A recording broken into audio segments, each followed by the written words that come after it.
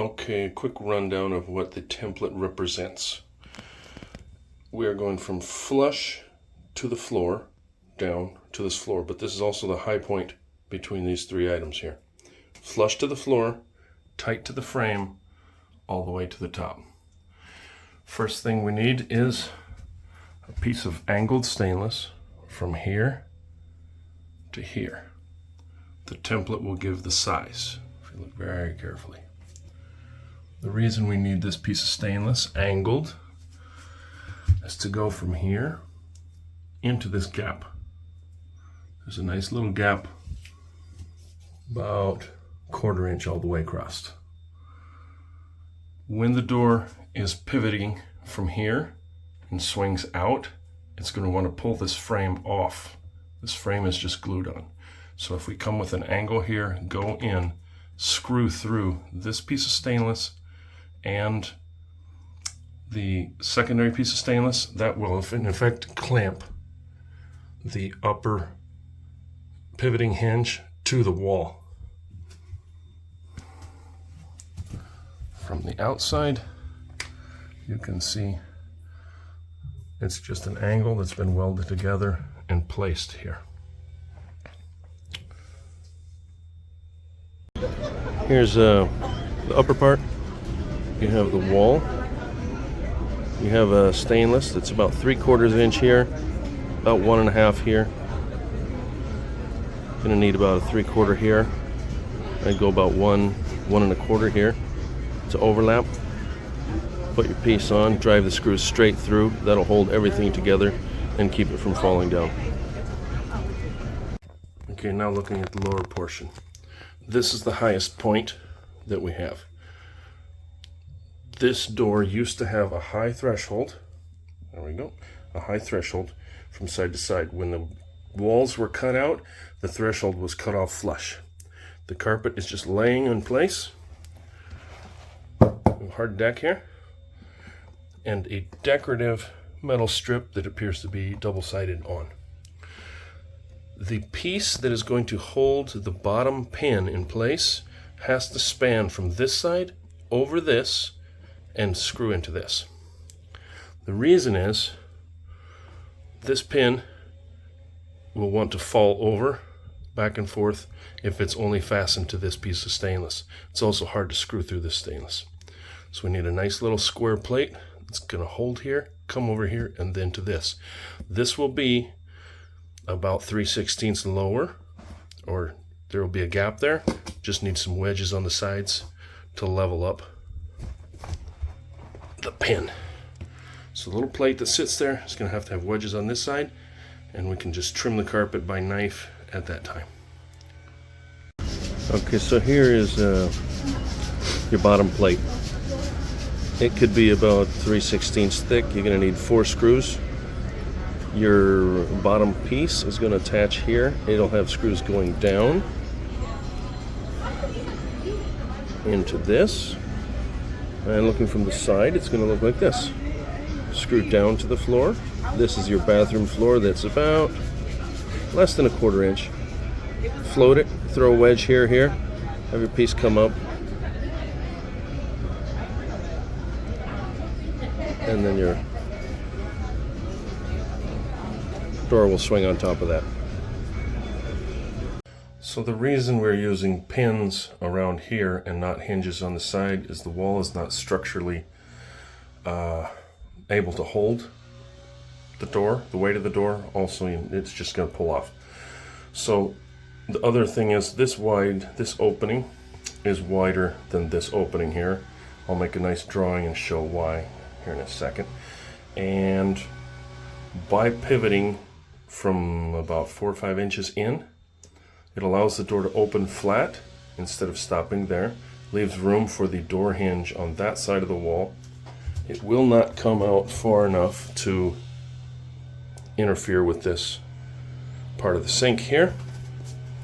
And the weight of the glass door will be pushing on the floor instead of pulling on the wall. And it will be clamped with the metal at the top, so it'll be very stable. This side will need a latch.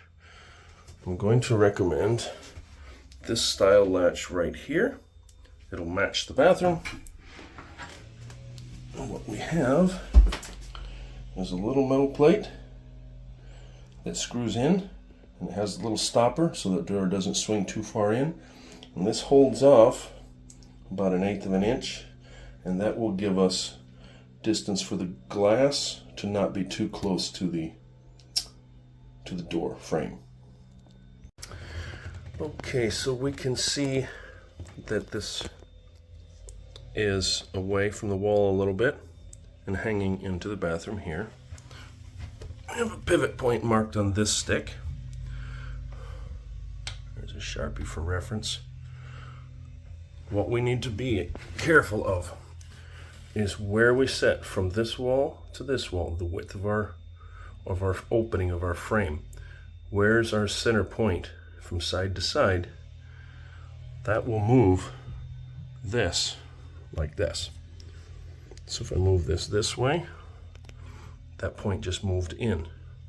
What we have here is original paneling, a little strip of plywood that's still visible, and then this is the metal strip. Where this door sits in relation to this will move this pivot point. I'm going to mark it at the edge of the metal, this piece here, from there to there, right at the edge. We'll set the glass right on this edge point because it seems about right. That's where that spot will sit, but it will be marked on this piece here. Okay, so here's a scenario. This template has been pushed all the way to the wall, touching top to bottom. So in that position, this is the edge of the metal, just pushed to the wall, tight. Second notch is the end of the metal. Third notch is the edge of this frame. The last notch is the outer edge of this frame. Having these points of reference marked on this wood allows us to find out how much we want to stand off the wall and how far out the latch is going to stick off the wall. Having that latch in hand, we retreat this door frame away, like so. Then our notches have moved, but it gives us a reference where is the center of the top rotating pin. The clamp that holds the glass has the pin that goes up. Where do we want it to sit? Do we want it on this metal, or do we want it over a little bit? It depends on how big the foot is for that. Those dimensions are here. Once this is rotated, it'll stick out a little bit like this. There's no need to come and put the template on the boat and move everything around. You just take the piece that has the center, slide it to where you want it on this, and that's your point after you've subtracted for this. The door in the open position would be somewhat like this. Held off the wall a little bit, away from the wall here. That gives us room for the hinge. Pin sits like this. There's a little bow because it's sitting on the carpet, but this is the way it would look. The door would look something like this. So, this frame is made sitting on this. It drops down about 3/16 to this fake piece of metal here. The carpet, however, is quite a bit higher than this floor here. Taking an edge and set it on the carpet with this piece touching the floor. So this piece touching the floor, the very top of the carpet is this blue line. The door cannot be this height, it has to be a little higher so that it doesn't sweep this carpet all the time. So this is your opening size from here, not the door size. Carpet edge from the top down, basically top of the door frame to the top of the carpet, is going to be equivalent to this line. Now, depending on the height of this piece that we put in here that's going to hold the door up, we can accommodate for that, but we cannot go below this line with the glass, or it's going to brush and sweep on this carpet, which is very annoying on this boat.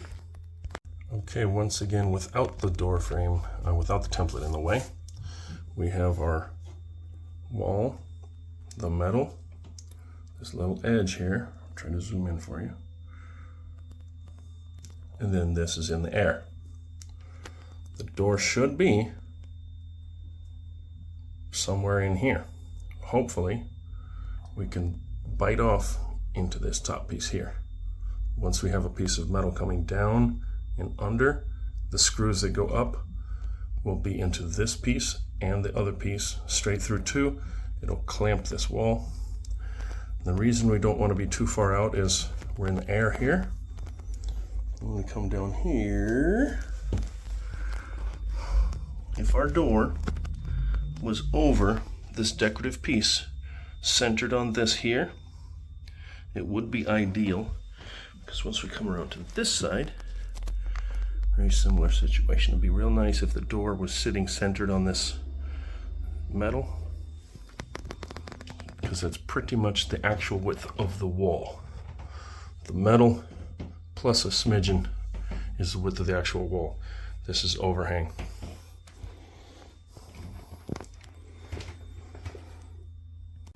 So if this piece represents our door, obviously the glass is much thinner. We'll leave it centered on there. If we rotate here, the door ends up like this. We have plenty of room from the wall. There we go. I'm not going to include this stick because this doesn't matter unless we know how thick the foot is, where the foot mounts in comparison to this. That'll move that point, that'll move this point.